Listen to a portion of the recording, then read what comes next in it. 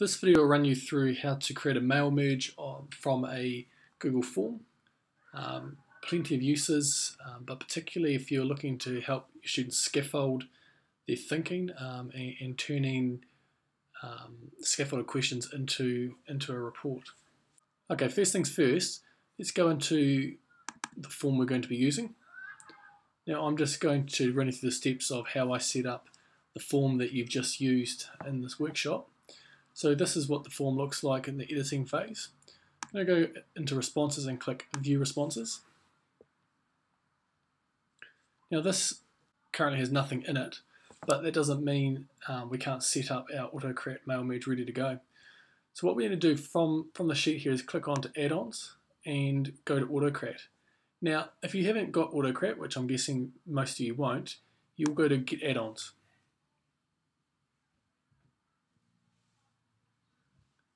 Okay, there's a whole lot of add-ons you can get if you just search for AutoCrat.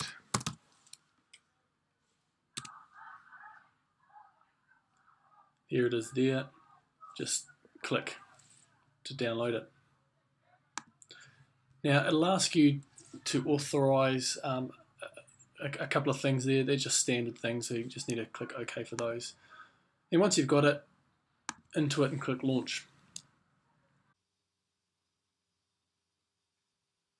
Now if I click new merge, it'll take me through to a screen. We'll have the option to pick a template from my drive or to create a template.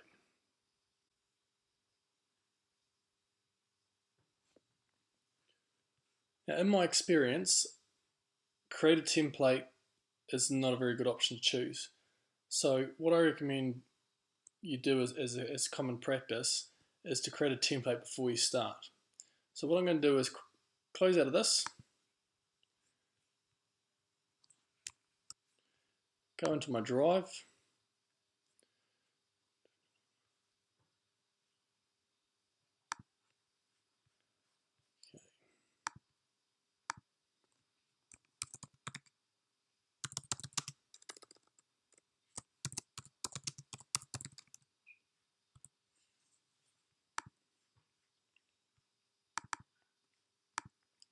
and I'm going to create a doc. Now from here I can do anything I like. I can add pictures in here, I can set up the template just to suit my needs. So if I just drag a picture in here like so,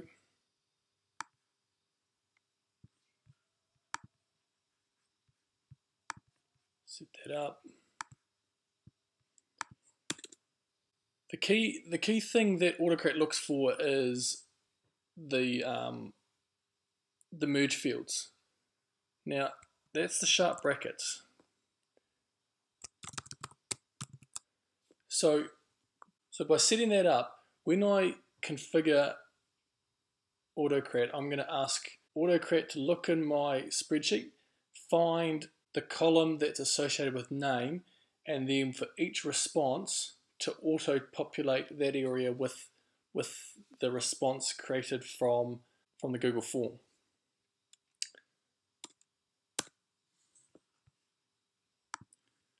Now, the questions we asked, we can just dip back across and grab those.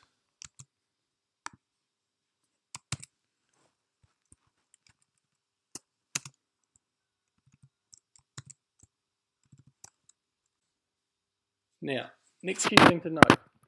With this, if I bold it, or I italicize it, or I underline it, or all three, that is how AutoCrat will populate the response.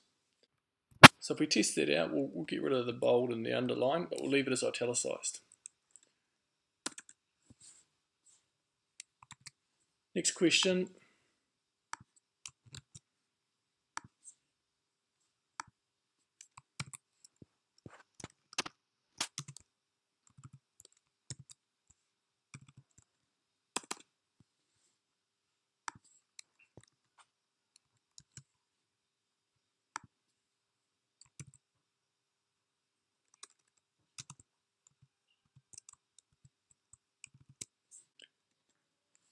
Now likewise, the way you set this merge template up formatting wise, in terms of spaces after the sentence starter, if I put 3 spaces there, then there's going to be 3 spaces before the answer starts. If I press enter, the answer is going to be down there. So you set this up as you want it to look with the end product in mind. Okay, we're ready to rumble here. So I'll give this a name so it's easy to identify in my drive.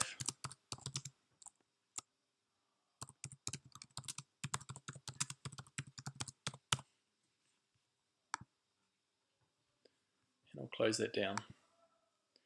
If we pop back across. Okay, so we're ready to merge now. So we'll click New Merge Job.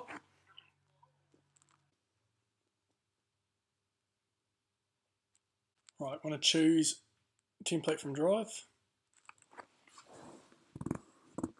Okay, so my folder I put that document in is this one here, AutoCrat example. And there's my template.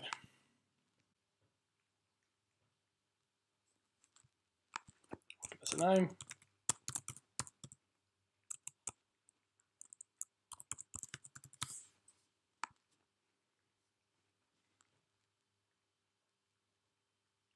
Okay, so the next step is matching the tags that we've set in our merge template with the sheet headers. So the sheet headers are these points over here. Those are the questions from the form, and the data when they're entered will populate that form. Okay, so just need to align these. Now, here's a little tip. If the tags you set are the same or very similar to the titles in your sheet header, AutoCrat will automatically work that out. And you'll see that three of the 4, it managed to work out what they were. So now that all my 4 are lined up, press save. Okay, now this is an important step. Now, once the document is made, AutoCrat will name that document for you, whatever you call it.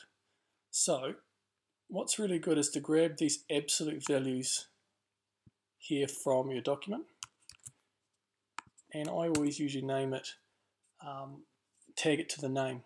So if I've taken something from a student, if I'm taking their responses to a series of questions, I'm always going to ask their name, so I can always code the document back to them once it's been merged. Right, you've got options to turn this into a Google Doc or a PDF. Google Doc's good because when it goes back to the students, then they can modify it from there if they like. Now this is a really good step to have. Add the email. So we've taken the email address, and assuming they've written it correctly, we put that in there. Now, if in the form that you take, that you select to automatically take the user ID, then you don't even need to collect their email. So what I can do for this example is, because I've turned it on to collect username, I can just use that. That takes out any issue of having the students enter their email address incorrectly, misspelling it, put an extra full stop, whatever it might be. Okay, now this is the generic email that's going to go out to the people that have submitted the form. Let's give this a subject title.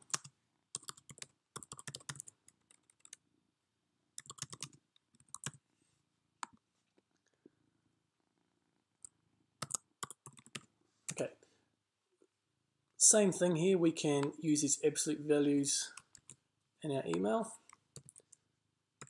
So by doing that, the email is going to auto-populate with the recipient's name that they've entered into their form. So again, what turns a generic email into to have a personal touch in there.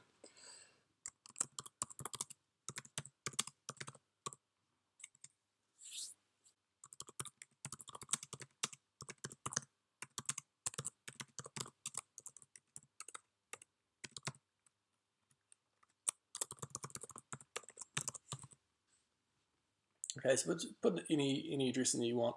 Now, for the purposes of this activity we've done, what we're doing currently, I'm also going to put in your partner's email address so that they get to see your responses. Okay, next step is choosing what kind of doc we want. We've already selected Google Doc. If we come down here, we've got more options here, including that we can turn that back into a PDF. But chances are, if you've selected Google Doc above, you're going to work with one of the three options on the top here. So view only, editable, or commentable. So choose what will work best for you and what you're trying to achieve with your activity. So for this one, I'm going to pick editable doc. And then I've got the option there, allow editors to share with other users or change permissions, and I'm going to allow that for the purpose of this activity. Now, if we go to advanced settings, there's a couple more things. Conditional merge, we're not going to worry about that for now, that's just not important for the purposes of this activity and the amount of data that we're going to be coming into our classroom activities here. So the option I always go for is run AutoCrat when new forms are submitted. Right, so the last thing I'm going to do is add a folder. If I was to press save right now, each of those documents that are merged when you do this activity would just go sit in my main home page of my drive, which will mean it'll get quite cluttered quite quickly. By adding a folder, that allows me to tell AutoCrat where to put these completed merged documents.